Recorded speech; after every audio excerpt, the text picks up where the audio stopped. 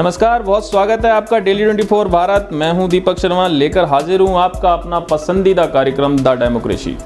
Democracy को बचाने और खत्म करने के नाम पर हुए 2024 के लोकसभा चुनाव में एनडीए की एक बार फिर वापसी हुई है। खैर, लोकसभा चुनाव में जो होना था हो गया है, अब उपचुनाव से वापसी करनी है। यूपी बीजेपी की कोर कमेटी की बैठक का यही संदेश रहा। दरअसल यूपी में विधानसभा की 10 सीटों पर उपचुनाव होने हैं। बीजेपी की कोशिश इस बार विपक्ष के सामने अभियान को रोकने की आपसी मतभेद बुलाकर हर सीट जीतने की रणनीति इस बैठक में बनी है। आमतौर पर यूपी बीजेपी कोर कमेटी की मीटिंग मुख्यमंत्री योगी आदित्यनाथ के घर पर होती रही है, लेकिन इस बार ये बैठक पार्टी के ऑफिस में हुई। ये मीटिंग करीब 3 घंटे तक चली। इस बार कोर कमेटी की बैठक में बीजेपी के राष्ट्रीय संगठन महामंत्री बीएल संतोष भी मौजूद रहे। संगठन महामंत्री बीएल संतोष 2 दिनों के लखनऊ दौरे पर पहुंचे। इस दौरान बीजेपी ऑफिस पहुंचते ही सबसे पहले उन्होंने पार्टी के नेताओं से कहा कि मीटिंग की कोई जानकारी मीडिया को लीक ना हो जाए, लेकिन आज आपको बताएंगे कि इस बैठक में क्या उपचुनाव की रणनीति क्या है और विधानसभा उपचुनाव फतेह करने के लिए किसे कौन सी जिम्मेदारी दी गई है। लोकसभा में खराब प्रदर्शन के बाद सियासी घमासान। यूपी बीजेपी कोर कमेटी की बैठक में हुआ मंथन। बैठक में संगठन महामंत्री बीएल संतोष ने तलाशे जवाब। उपचुनाव के लिए सभी से जमीन पर उतरने की अपील।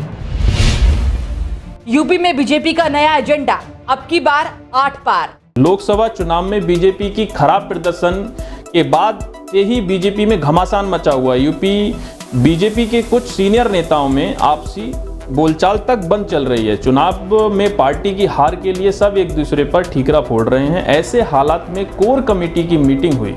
सबने मिलकर तय किया कि उपचुनाव में जान लगा देना है। साक्ष्य सभी 10 सीटों पर, लक्ष्य सभी 10 सीटें जीतने का है। तय हुआ है कि अपने कोटे की सभी सीटें हमें हर हाल में जीतना है। इसके अलावा फैजाबाद की मिल्कीपुर विधानसभा सीट समाजवादी पार्टी से छीन लेना है। फैजाबाद से समाजवादी पार्टी के सांसद अवधेश प्रसाद इसी सीट से विधायक थे। बता दें कि फैजाबाद लोकसभा क्षेत्र में ही अयोध्या पड़ता है। बीएल संतोष ने कहा कि अगर ये सीट हम हार गए तो फिर राष्ट्रीय स्तर पर पार्टी की बदनामी होगी। साल 2017 में इस सीट से बीजेपी के गोरखनाथ विधायक चुने गए थे। यूपी विधानसभा के इस सीटों का उपचुनाव बीजेपी के लिए नाक का सवाल बन गया है। इन 10 सीटों में से 5 सीटें समाजवादी पार्टी के पास थी, जबकि 3 विधानसभा सीटें फूलपुर, गाजियाबाद और खैर सीट पर बीजेपी का कब्जा था। आरएलडी के पास मुजफ्फरनगर की मीरापुर सीट थी। बीजेपी के सहयोगी दल निषाद पार्टी के पास मजवा सीट थी। विधानसभा उपचुनाव के लिए योगी आदित्यनाथ ने 15 मंत्रियों का एक टास्क फोर्स बनाया है। इस टीम को चुनाव के प्रबंधन से लेकर अच्छे उम्मीदवारों के बारे में पता करने की जिम्मेदारी दी गई है।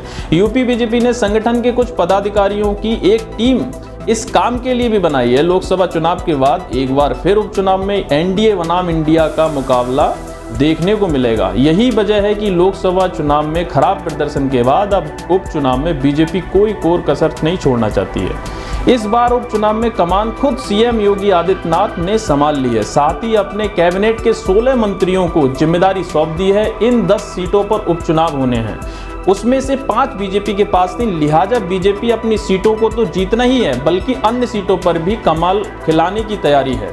अखिलेश यादव के सांसद बनने से खाली हुई सीट करहल विधानसभा की जिम्मेदारी जयवीर सिंह को दी गई है। वहीं फैजाबाद सांसद चुने गए अवधेश प्रसाद के इस्तीफे से खाली हुई अयोध्या की मिल्कीपुर विधानसभा सीट की जिम्मेदारी सूर्य प्रताप शाही, मंकेश्वर शरण सिंह को मिली है। इसी तरह कटेरी विधानसभा की जिम्मेदारी स्वतंत्र देव सिंह, आशीष पटेल को दी गई है। सीसामऊ सीट की जिम्मेदारी सुरेश खन्ना, संजय निषाद को मिली है। फूलपुर विधानसभा सीट की जिम्मेदारी दयाशंकर सिंह, राकेश सचान को दी गई है। मझगवा जिम्मेदारी अनिल राजभर को दी गई है। गाजियाबाद सदर सीट की जिम्मेदारी सुनील शर्मा को मिली है। मीरपुर में अनिल कुमार, सोमेंद्र तोमर को जिम्मेदारी दी गई है। खैर सीट की लक्ष्मी नारायण चौधरी को जिम्मेदारी दी गई है और कुंदरी की सीट पर धर्मपाल सिंह और जेपीएस राठौर को जिम्मेदारी मिली है। लोकसभा चुनाव के बाद बीजेपी का कार्यकर्ता हताश और निराश है। अगर उपचुनाव के नतीजे अच्छे नहीं रहे तो बीजेपी मुश्किल में पड़ सकती है। बीजेपी कोर कमेटी की बैठक से पहले लोकसभा चुनाव में खराब प्रदर्शन पर चर्चा हुई। इसी बैठक में पार्टी के क्षेत्रीय अध्यक्षों, प्रदेश महामंत्रियों को बुलाया गया था। ये बैठक काफी हंगामेदार रही। पार्टी की हार को लेकर सबने अपने मन की बात की। गलत टिकट दिए जाने से लेकर पार्टी के अंदर भितरघात तक बीजेपी की बात हुई। बीजेपी के यूपी नेतृत्व ने हार की समीक्षा के लिए 40 नेताओं की एक टीम बनाई थी। इस टीम ने अपनी रिपोर्ट सौंप दी है। लोकसभा चुनाव के बाद यूपी में एक बात जोर पकड़ने लगी है, क्या दलितों को बीजेपी से मोह भंग हो गया है? यूपी में लोकसभा चुनाव तो यही कहते हैं कि इस चुनाव में समाजवादी पार्टी के शानदार प्रदर्शन ने बीजेपी के लिए खतरे की घंटी बजा दी है। यूपी की राजनीति में जिसे नामुमकिन कहा जाता है उसे अखिलेश ने मुमकिन कर दिया। जाटा वोटरों के लिए हिस्से ने इस बार बीएसपी के साथ छोड़कर साइकिल की सवारी कर ली है। यूपी में इतना बड़ा उलटफेर क्यों और कैसे हुआ, इसे जानने के लिए बीजेपी की संगठन महामंत्री बीएल संतोष ने पार्टी के दलित नेताओं के साथ बैठक कर नुकसान पर मंथन किया। राष्ट्रीय संगठन महामंत्री बीएल संतोष ने सभी दलित नेताओं की बात सुनी और उसे अपनी डायरी में नोट किया। उन्होंने भरोसा दिया कि उनकी बातें केंद्रीय नेतृत्व तक पहुंचाई जाएंगी। इस दौरान पार्टी नेताओं ने एक बड़ा कारण चुनाव के दौरान आरक्षण की बहस और संविधान खत्म जाने की चर्चा बताया। कहा गया कि विपक्ष ने जब आरक्षण का मुद्दा उठाया तो हम इसका काट नहीं दे सके, जिसके वोटरों का एक बड़ा तबका बीजेपी से खिसक गया।